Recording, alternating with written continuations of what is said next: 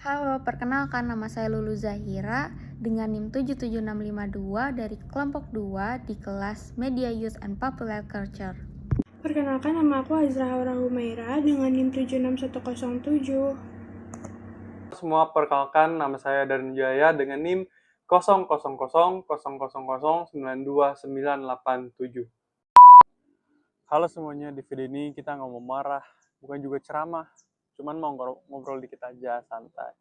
Jadi hari ini gue bakal ngomongin soal budaya pop dan anak muda Asia Tenggara. Budaya yang katanya bikin kita lebih bebas berekspresif, lebih jadi diri sendiri, katanya. Izin. Soalnya entah kenapa, menurut gue kayak makin kesini tuh hidup gue rasanya makin capek ya. Kita ini generasi yang sering dibilang serba salah. Di rumah disuruh sopan, ngomong juga harus dijagain, terus sikap perhatiin, tapi begitu buka HP isinya orang-orang yang hidupnya kayak santai banget gitu, nggak kayak mikir-mikir apa-apa gitu.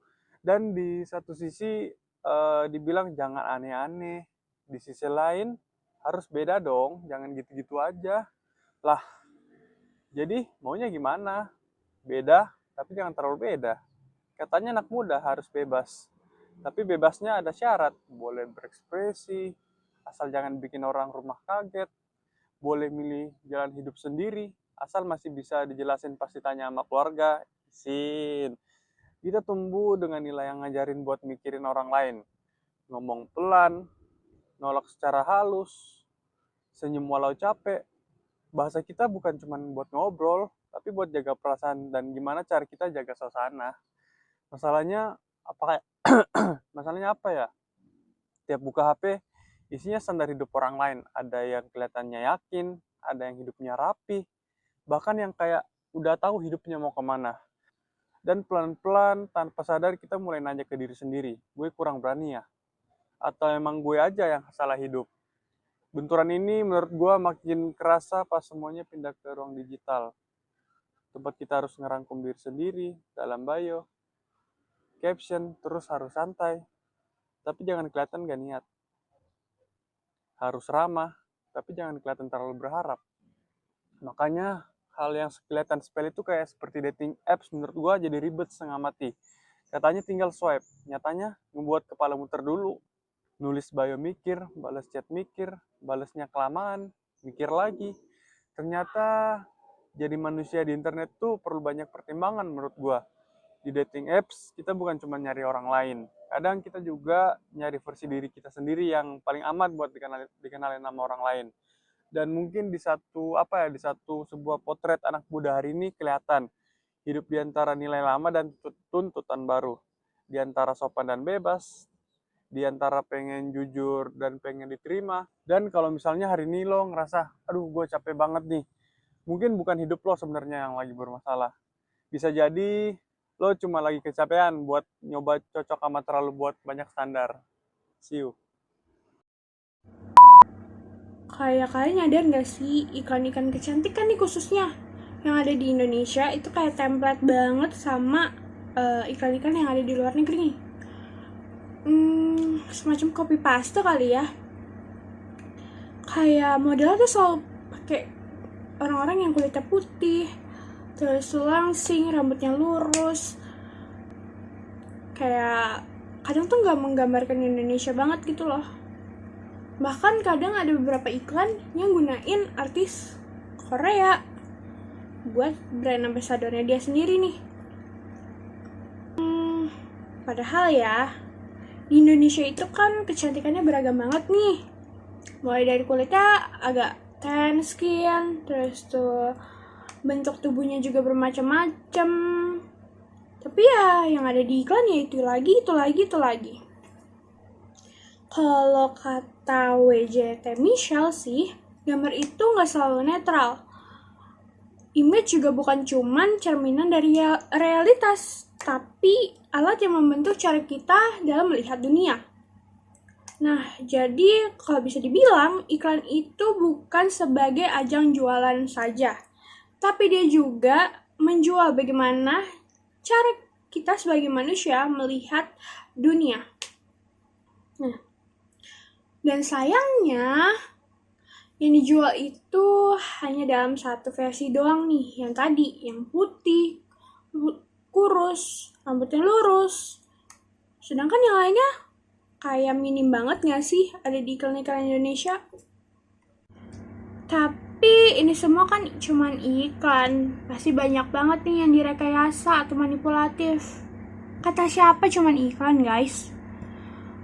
Dan biasanya nih orang-orang yang dikritikin itu selalu bilang, lebay, itu kan cuman iklan. Enggak, guys.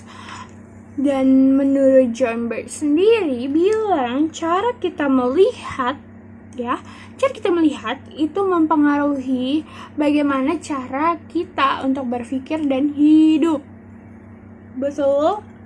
Jadi, kalau setiap harinya kita cuma melihat yang cantik tuh sama dengan putih, terus tuh perempuan itu harus terlihat lemah, lembut, pasif, terus tuh ketika ada yang berbeda itu disebut salah, kayak lama-lama tuh orang bakal menormalisasikan hal-hal tersebut gak sih? Kayak bakal yang dibayangin orang tuh kulitnya harus putih, jadi kulit putih adalah impian orang.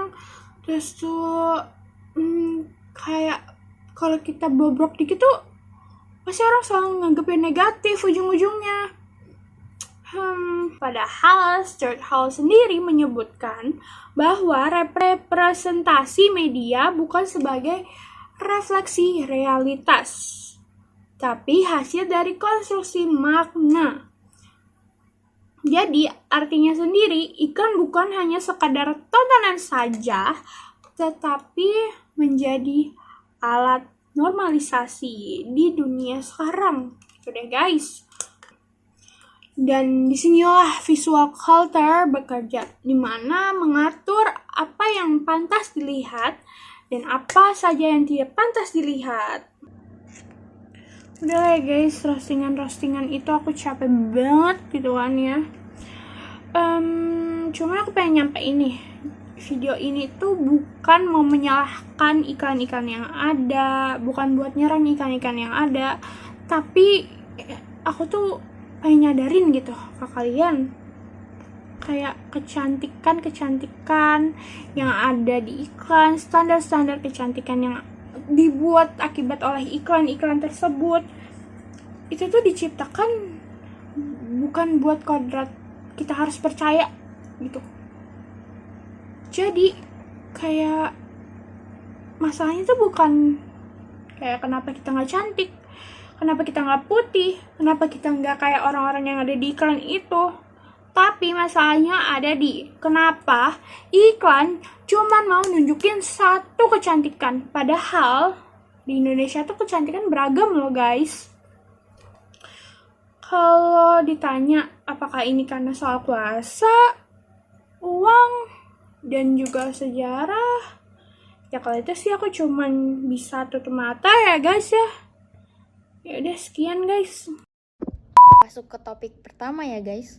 Budaya lokal katanya dicintai, tapi kok yang panen malah brand. Ketika budaya lokal jadi konten viral, sekarang gini ya, ini tuh banyak kasusnya di Indonesia. Kalau ada sesuatu yang viral, langsung dikasih label, wah, lokal pride tuh. Contohnya apa? Contohnya, sound TikTok pakai lagu daerah, outfit adat dipakai influencer, atau anak pang masuk TV terus dibilang kalau ini bukti kreativitas anak bangsa.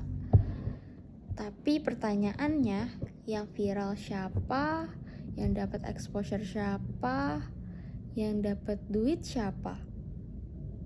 Karena seringkali budayanya cuma lewat guys, tapi yang panen justru bukan komunitasnya. Di sini nih jadi masalah utamanya. Next kita bahas yang diuntungkan siapa, yang jadi dekor siapa. Ini pola yang sering terjadi di Indonesia. Budaya pinggiran, budaya daerah, budaya underground sering dijadikan background visual, konten festival, atau bahkan branding kota. Sementara komunitas aslinya tetap di pinggir atau tidak mendapatkan apa-apa guys. Nah, materi ini dapat disebutkan juga sebagai asimetris kuasa, yang dimana yang punya modal dan panggung mengambil dari yang nggak punya apa-apa. Makanya pertanyaannya bukan ini keren atau enggak, tapi siapa yang diuntungkan dan siapa yang cuma jadi properti visual. Next guys, ada apresiasi atau apresiasi. Kita pakai contoh yang paling gampang dipahami untuk semua orang Indonesia ya khususnya. Jadi pakai batik dan budaya daerah di iklan atau fashion. Sering banget kan kita lihat kalau motif batik tuh dipakai oleh brand-brand besar dan dipamerin di runway, tapi nggak pernah jelas itu batik dari mana, pembuatnya siapa, motifnya apa, latar belakangnya seperti apa. Dan hal ini tuh menurut cultural appropriation, kalau cuma pakai tapi tanpa konteks, tanpa izin, dan tanpa bagi manfaat ke komunitasnya, itu bukan apresiasi, tapi itu adalah apresiasi. Budaya yang dijadikan desain, orangnya tapi dihapus. Dan lucunya ya guys, ini sering dibungkus dengan kalimat kami mengangkat budaya lokal. Ya diangkat sih, tapi nggak diajak naik. Next, kita bahas underground masuk TV. Keren atau dijinakan? Ingat gak waktu anak punk, metal atau hip hop jalanan mulai sering muncul di TV dan konten YouTube? Nah, dulu tuh mereka seringkali dicap urakan, gak bermoral, mengganggu ketertiban. Tapi sekarang mereka malah dipanggil ke acara TV dan YouTube. Tapi harus rapi, gak boleh terlalu kritis, dan gak boleh menyinggung negara ataupun industri. Nah, materi ini disebut dengan underground yang dijinakan. Budaya yang awalnya lahir dari perlawanan akhirnya cuma dipakai untuk estetika. Kayak boleh beda, asal gak mengganggu. Dan yang terakhir nih ya guys, budaya lokal dan underground itu bukan stok konten. Ingat itu. Kalau mau pakai, kita harus pelajari terlebih dahulu. Kalau mau tampilkan, tolong libatkan pihak yang memang memiliki hak tersebut. Kalau mau untung, juga bagi beneficialnya. Karena apresiasi itu soal relasi, bukan sekedar estetika. Dan kalau budaya terus-terusan diambil, tanpa diajak bicara, yang viral bukan kebanggaan sih, tapi lebih ke pengulangan ketimpangan kali ya.